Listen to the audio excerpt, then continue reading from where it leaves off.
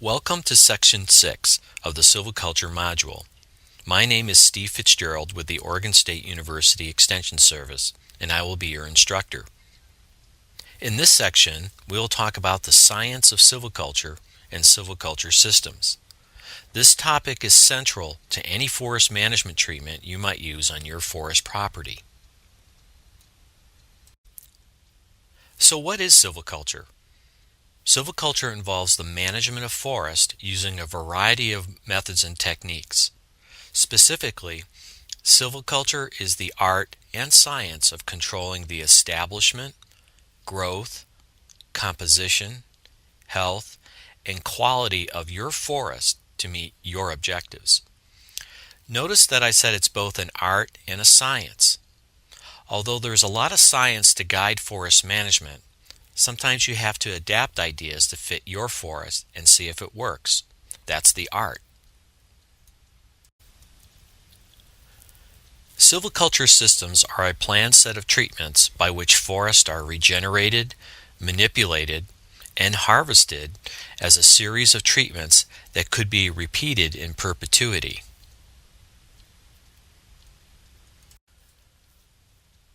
We can think about forest management and silviculture as a cycle, called the silviculture management cycle.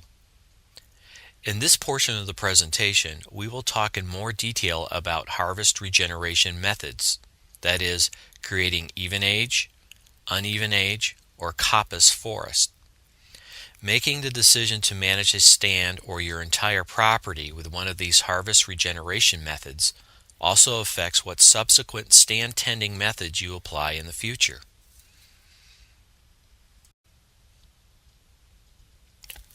So let's talk in more detail about even age and uneven age forest management and briefly coppice management. Each method creates a different set of forest conditions. For even and uneven age methods, tree regeneration comes from seed, including planting seedlings, which originate from seed collected from cones, which are then grown in a nursery. Coppice management involves managing sprouts that originate on a stump when sprouting tree species are cut. Even age management can be applied using three different methods: clear cutting and seed tree and shelterwood cutting. There are variations of how each of these are applied that we will talk about and show. Clear cutting is fairly straightforward. Essentially, a mature stand is completely harvested and then replanted, or natural seeding is relied upon to reestablish the new stand. In Oregon, some snags or green trees are required to be left within the clear-cut area to provide wildlife habitat. The age at which the stand is harvested depends on several factors, including your objectives, the stand's health, and its economic maturity.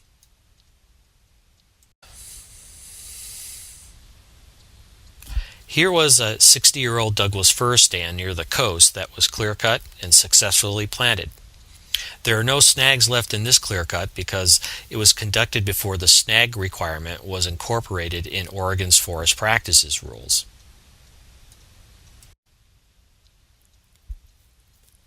There are other forms of clear-cutting that landowners might consider. They include strip clear-cutting, where the forest is clear-cut in strips and the forest between the strips provides seed to regenerate the clear-cut.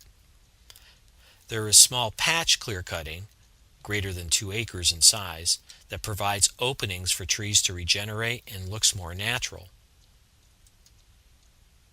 Patch clear-cuts provide important forage areas for deer and elk. Also, there is clear-cutting with reserves, where groups or individual trees are left within the clear-cut area.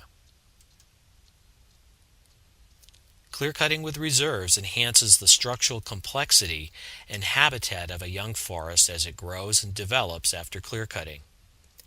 In most cases with clear-cutting, you can't depend on natural seeding to reforest the site, so you should plan on planting seedlings to ensure prompt stand establishment to meet the reforestation requirements of Oregon's forest practices rules.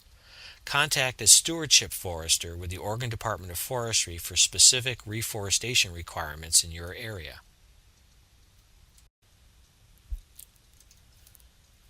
Clear cutting has several advantages, including simple layout and less expensive logging.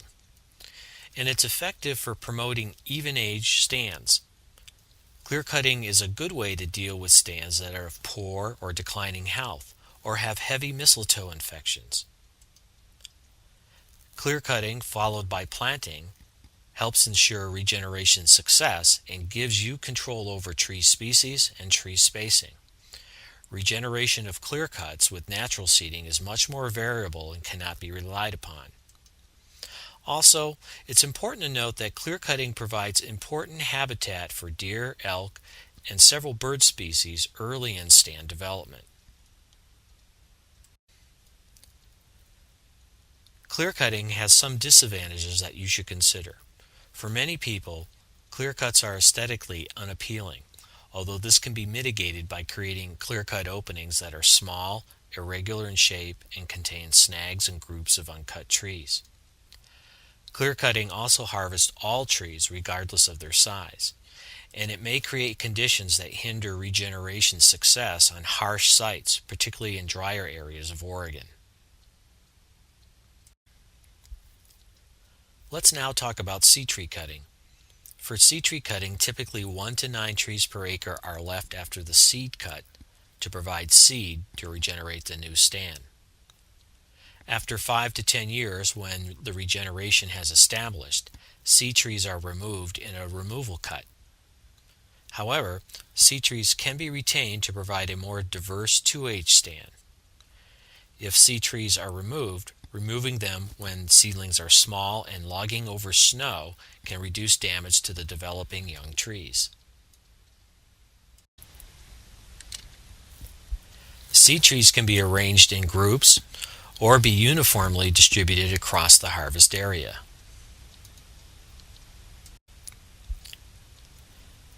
Here is a seed tree cut showing Western Larch and Douglas Fir seed trees. Note the regeneration beneath them, which has a variable spacing and is somewhat clumpy. The seed trees here have done their job, so they can be removed, or they can be retained depending on your objectives.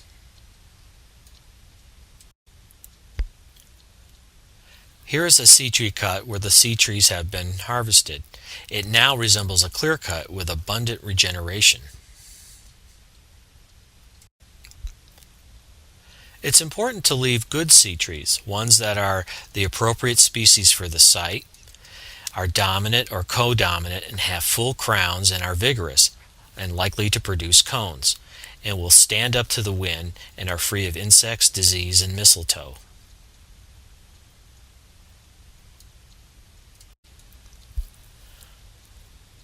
The advantage of the seed tree method is that visually it's more appealing than clear cutting. It relies on natural seeding, potentially reducing reforestation costs by not having to plant seedlings. And by utilizing on-site seed trees, it provides locally adapted seed for regenerating your forest. There are some disadvantages to seed tree cutting. Because cone crops are very irregular, there's a good chance that the regeneration from natural seeding will not be successful. Also, seed trees that are left can blow down, and it may not be economical to salvage them later. If you choose to remove seed trees, some damage to young trees may occur depending on the skill of the logging operator.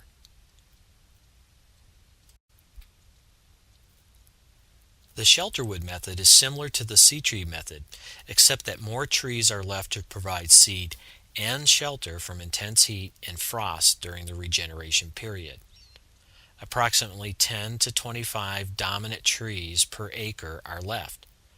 The preparation cut is optional, but it can improve the vigor and potential seed production of shelter trees, and is usually done 10 years or so before the actual seed cut.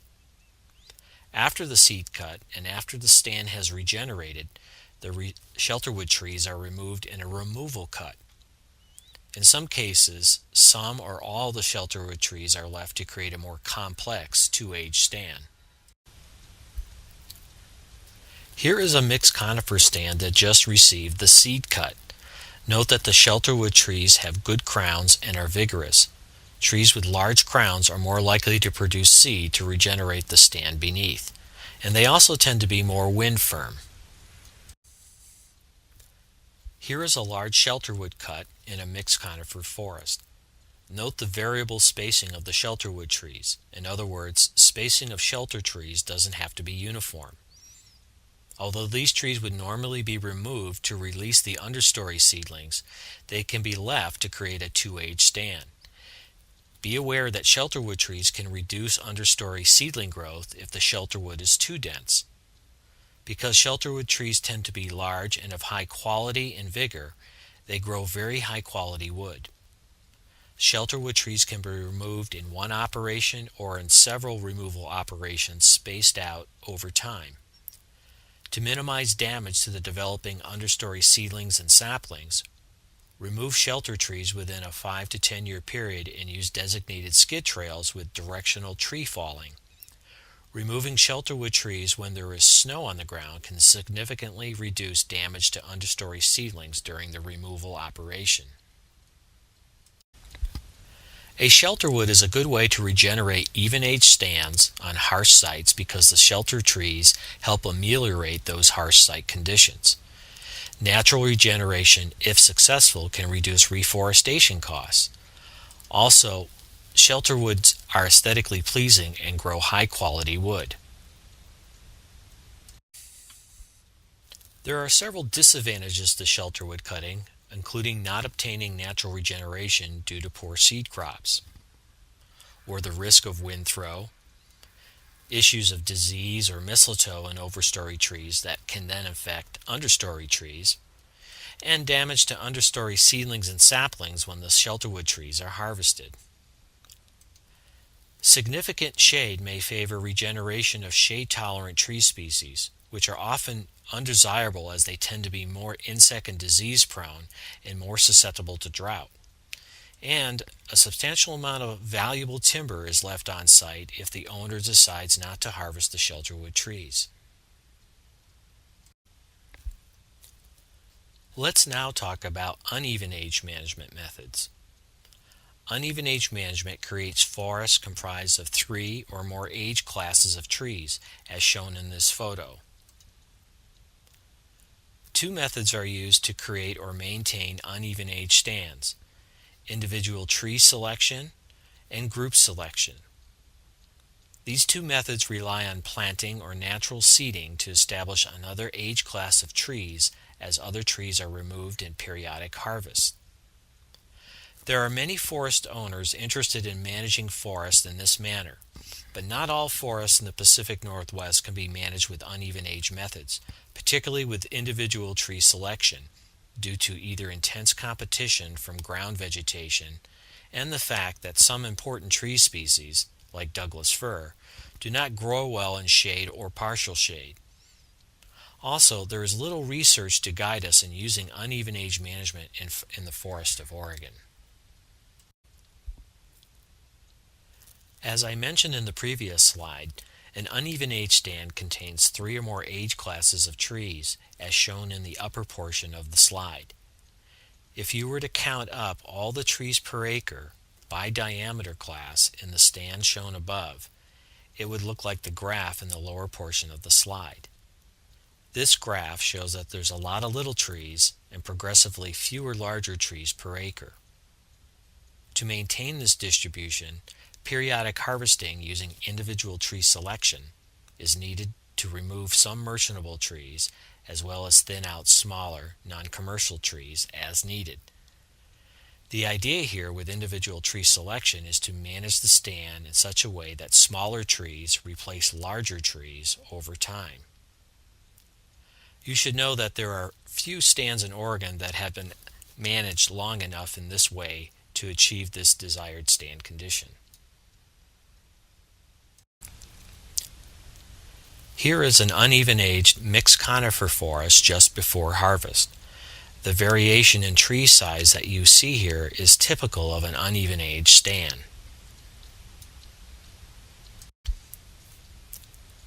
This photo was taken of the same stand just after harvesting using individual tree selection.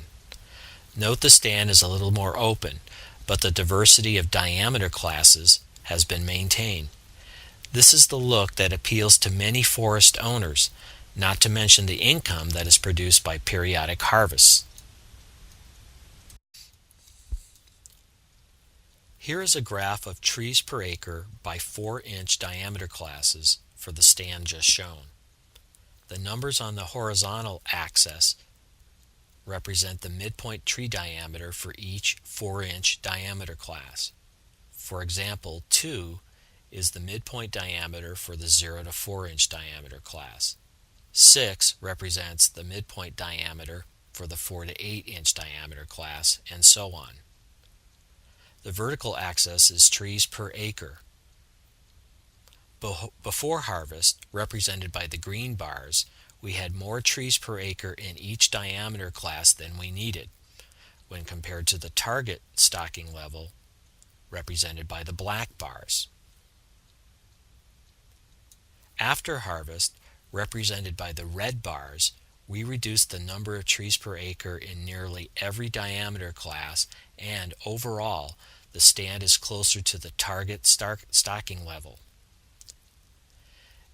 In another 10 years or so, this stand will need another harvest entry, removing some larger trees in order to release trees in the smaller diameter class. The maximum diameter being managed for in this stand is 28 inches.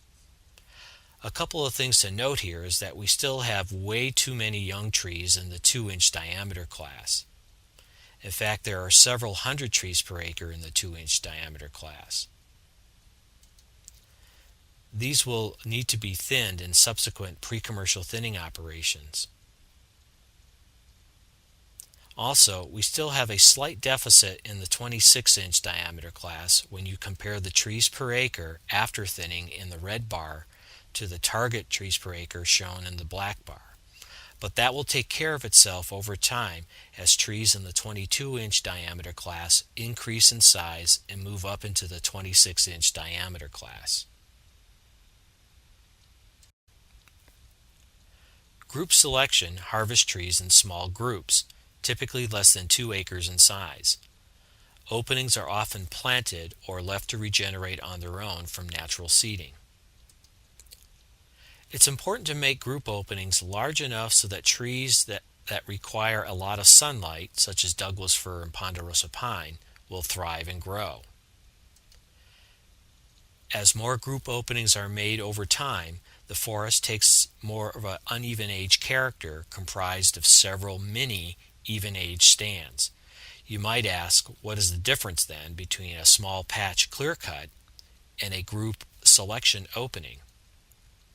The difference between a patch clear cut and a group selection area is that the microenvironment of the group selection opening is influenced by the surrounding forest stand, in that the group opening is shaded at various times during the day.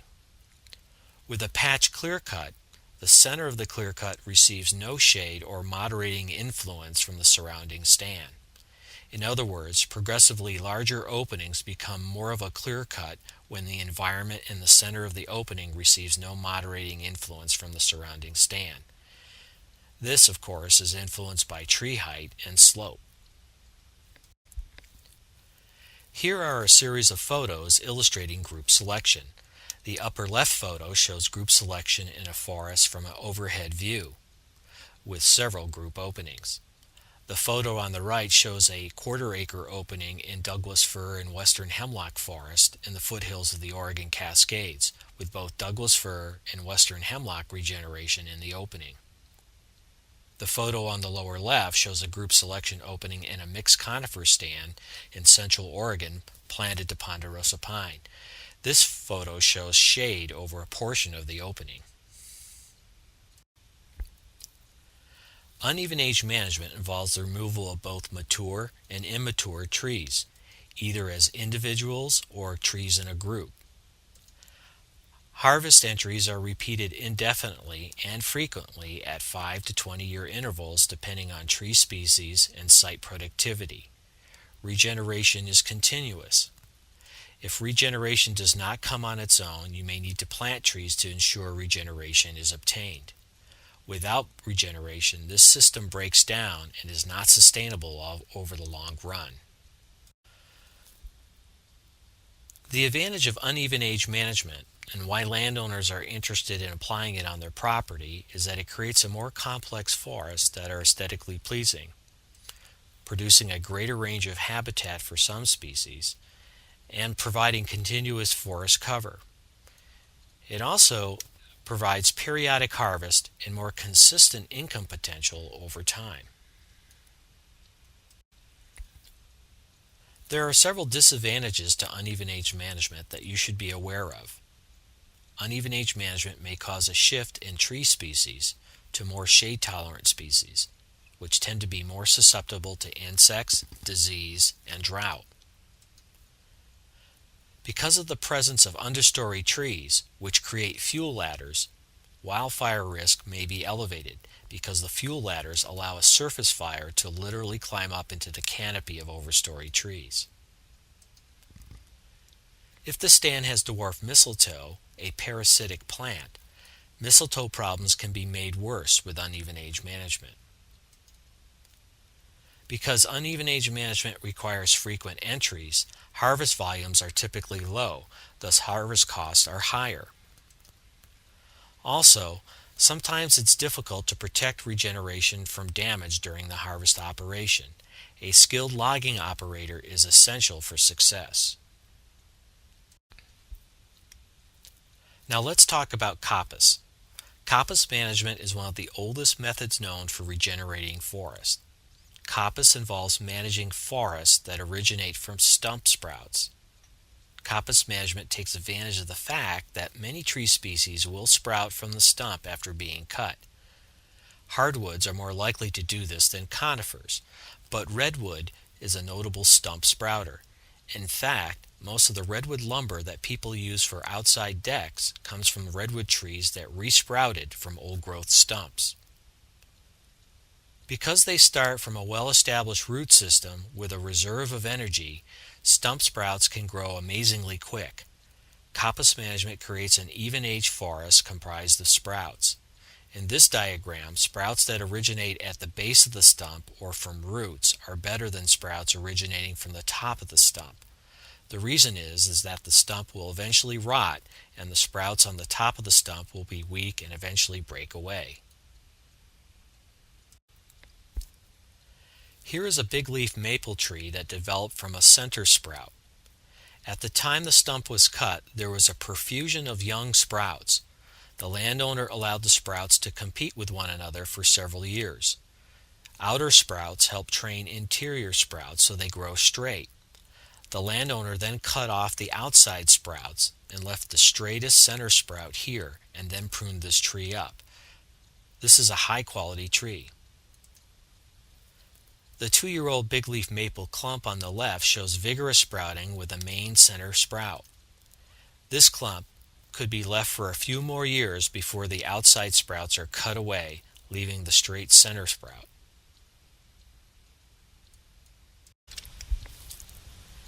Here are madrone trees in southwest Oregon that were top-killed from a wildfire and then resprouted profusely. The landowner has thinned the sprouts and future cuttings will be utilized as firewood.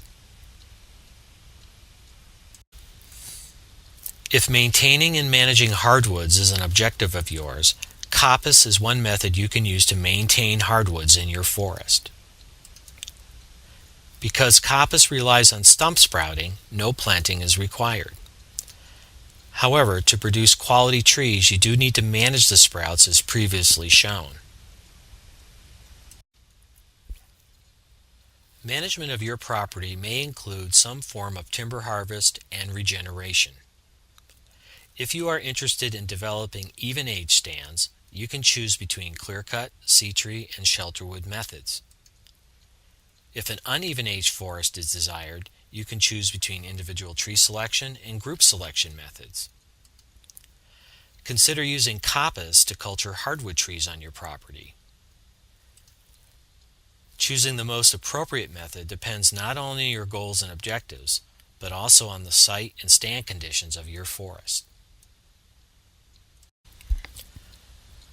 Looking ahead to Section 7, we will discuss how trees and forests grow over time and factors that influence their growth. Thank you again for listening to Section 6 and enjoy the rest of the program.